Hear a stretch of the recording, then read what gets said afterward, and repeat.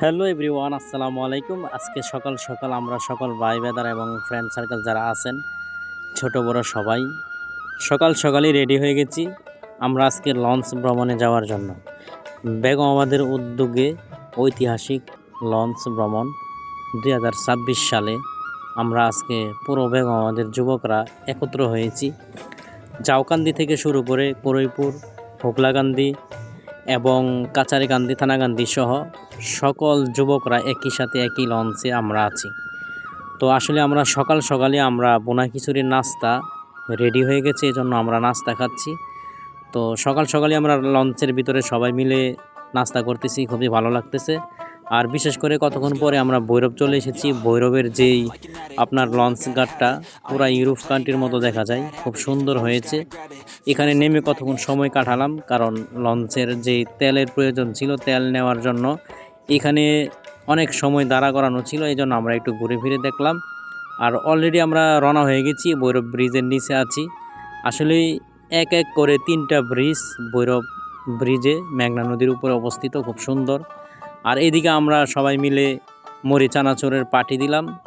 তো আসলে খুব টেস্ট এবং স্বাদ হয়েছিল এই চানাচুরের যেই মাখাটা, খুব ভালো লেগেছে। আর এদিকে লঞ্চ ড্রাইভার, হয়তোবা ওনাদেরকে পাইলট বলে আমি ড্রাইভার বলে ফেলছি, তো উনি খুবই দক্ষতাভাবে তার সুন্দরভাবে লঞ্চ উনি চালাচ্ছেন।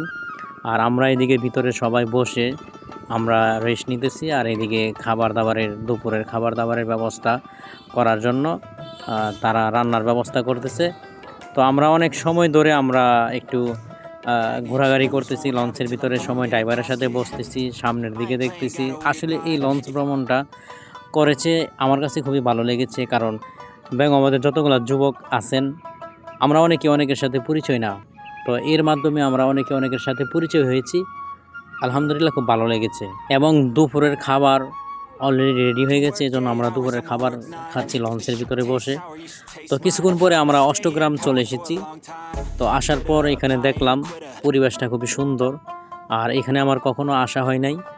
তো এখানে আসছি, আসার পরে দেখি মাশাআল্লাহ খুব সুন্দর জায়গা। আর এই জায়গাটা আমরা যখন প্রবাসে ছিলাম নতুন অবস্থায় আলপনা আঁকা ছিল, খুবই সুন্দর একটি রাস্তা ছিল। তো আমরা আজকে আসলাম, কিন্তু আসাতে আমরা ওই আলপনাটা পাই নাই, কারণ এইটা রঙগুলা অনেকটাই চলে গেছে। যাই হোক, কোনো ব্যাপার না, আমাদের ভাগ্যে যেটা ছিল যতটুকু ছিল ততটুকু আমরা দেখে ঘুরে ফিরে চলে যাব। তো আমরা অনেকে অটো দিয়ে চলে আসলাম, আবার অনেকে মোটরসাইকেল, 3জন করে 500 টাকা করে একটি মোটরসাইকেল পাওয়া যায় এখান থেকে। এই সিস্টেমটা খুব সুন্দর ছিল। তো অনেকে মোটরসাইকেল নিয়ে গেছে, আমরা অটো নিয়ে গেছি। আর দোনো পাশে পানি, মাঝখানের রাস্তা, এত সুন্দর একটি পরিবেশ, খুব সুন্দর।